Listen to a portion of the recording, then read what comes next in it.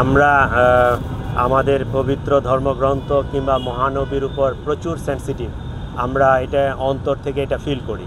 তো এরকম একটা ঘটনা যখন শুনছে, স্বাভাবিকভাবেই সাধারণ মানুষজন চলে আসছে। সাধারণ মানুষজনের মধ্যে 2-4 জন যে অতি উৎসাহী নাই, শুধু এইখানে না, এর আগেও আমরা বিভিন্ন ঘটনায় দেখছি যে অনেক মানুষের মধ্যে 2-4 জন অতি উৎসাহী থাকে। এরাই এই ভ্যান্ডালিজমটা করে এই সব মানুষের ঘাড়ে এই দোষারোপটা চাপানোর চেষ্টা করা হয়। সবাইকে শান্ত থাকার জন্য আমি অনুরোধ জানাবো।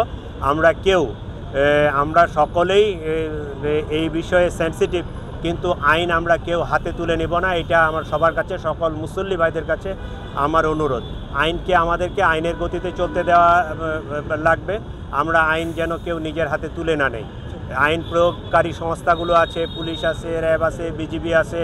আপনারা দেখছেন আমাদের আর্মির অনেক সদস্য আসছে আমাদেরকে সহায়তা করার জন্য। আমরা কেউ আইন হাতে তুলে নিব না, এটা সকলের কাছে অনুরোধ।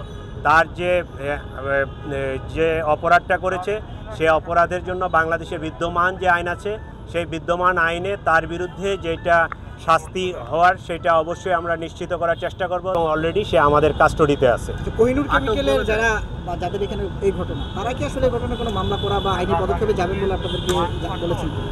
এটা তারা যাক বা না যাক, এটা খুব একটা ইস্যু করে না।